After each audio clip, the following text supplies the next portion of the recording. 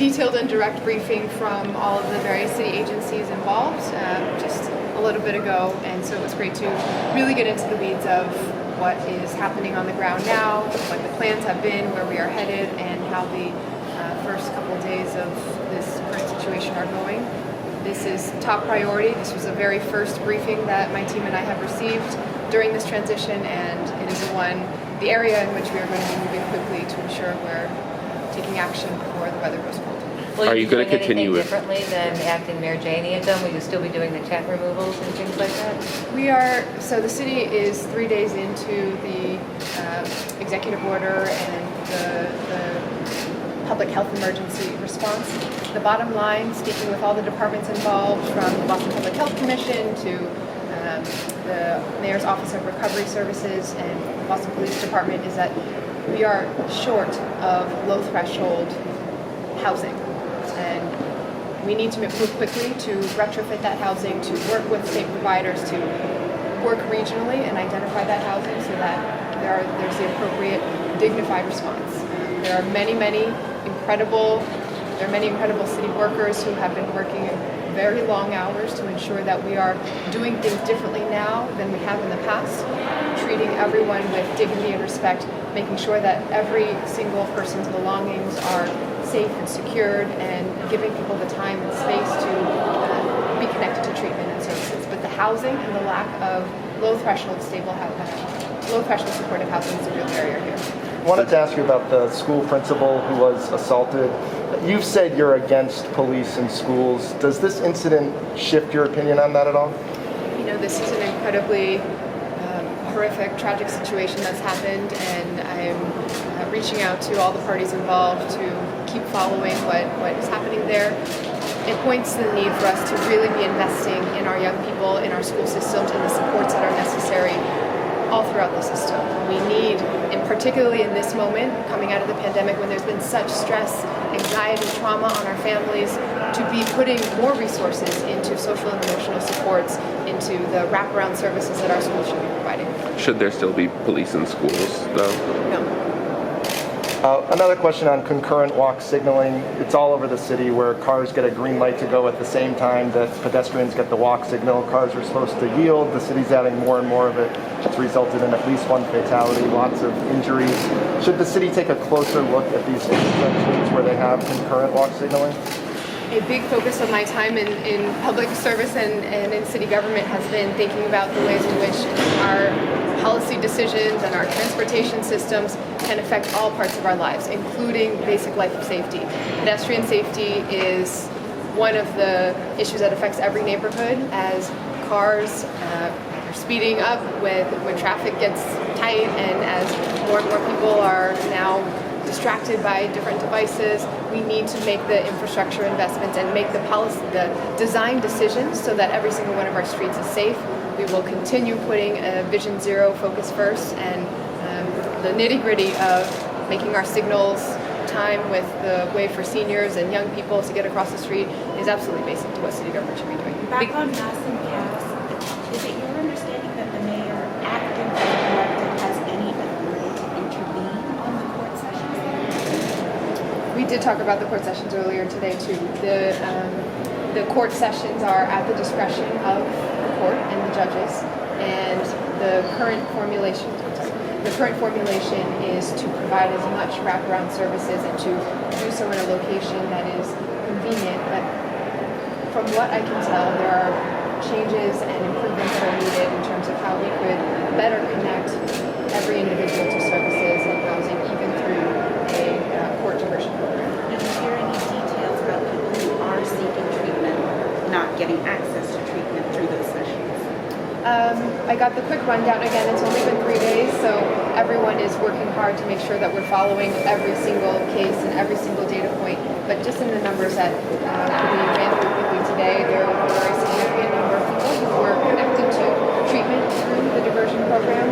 But we have more work to do because there's some instances where it sounds like this particular court then has to bounce some issues too, because of the way that it's set up right now. It only applies to certain situations within Boston proper and Boston Municipal Lawrence, for example. And so we could be aiming for or reaching for a little bit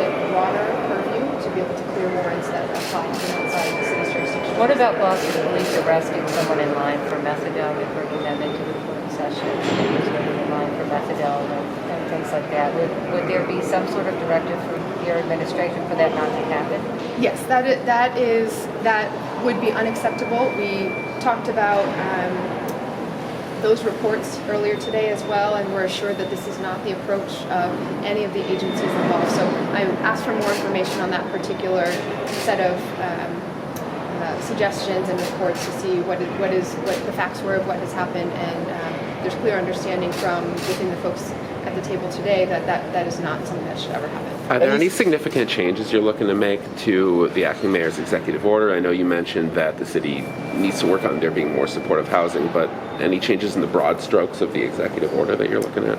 The framework of treating this as a public health emergency rather than a limited geographic area where we need to clear things out, that is the right framework. And really the core issue is that even though we have shelter beds that are available, there are barriers to accessing shelter, and the types of settings that these shelters represent are not settings that everyone feels safe in, where there are many people in one large space all together and difficulty securing their belongings. What we know has worked in the past is when individuals are connected to transitional housing, whether that is through vacant hotel rooms that are repurposed and wrapped around with medical and public health services, or in buildings that can be retrofit to have more of a hotel or apartment-like setting with services rather than an open shelter. There's a reason why individuals have chosen to be on the street rather than going into the empty shelter beds, and so we need to continue working with all of our providers and with the city's resources to set up those transitional housing spaces. Do you share the acting mayor's view that there should not be any tents on the street in Mass and Cass? Tents are not safe or healthy for anyone, especially as the winter grows colder. This will be a life or death situation when someone is unhoused in a tent in Boston's winter. We also have seen very concerning sanitary issues there because it's difficult to maintain any sense of public health, safety, and sanitation when there are large, dense encampments. I know it's early, but any sense on numbers? Tents have gone away, but are you actually reducing, is the city actually reducing the number of people out there? The Boston Public Health Commission is doing weekly census counts of how many people are in various encampments and at that area. So I believe it's every Tuesday or something like that. So we should have updated numbers in the next couple of days. So again, are there any major... We have not discussed names yet. We are aiming for that, but we're going to take the time to get this right. But this is certainly one of the first hires that needs to be in place, and so we're having very accelerated conversations about that. So again, any specific changes planned with the current executive order at this time? So at this point, my push and my team's push will be less around tweaking legal language and more ensuring that the intent of leading with public health and connecting people to stable housing can be met by expanding the number of low-threshold supportive housing units that are available. So it sounds like you're planning on continuing on the road that the city's going down at this point, but just sort of looking to improve on the details. We're just 3 days into a new framework. I'll keep pushing to monitor very closely what is happening with the numbers, but more importantly on the ground, and working with residents, community leaders, and make sure that we are following through in a way that puts public health. Did you learn anything today in that briefing that you didn't know before and that you think that people of Boston should know? It was important for me to really get a very detailed on-the-ground understanding of what is happening to each person who is currently in a tent at the area near Mass Ave and Cass Boulevard. So we really pushed to walk through step by step by step how the intended process will work, how it has been working, and the different outcomes. So, this is a very complex situation, and we will need partnership from across the region, from so many agencies, but I'm grateful for our city workers who have been working incredibly hard, and will continue following everything to make sure that we get this right. Were you generally satisfied with what you heard? I mean, obviously there's things to improve on, but... I mean, you can't be satisfied when people are still intense in the cold, disconnected from opportunity and housing. So I won't be satisfied until we have leadership in place, a clear process, and the resources to connect people to that housing and treatment. Thank you so much. Thank you. Appreciate it. Thank you, Michelle.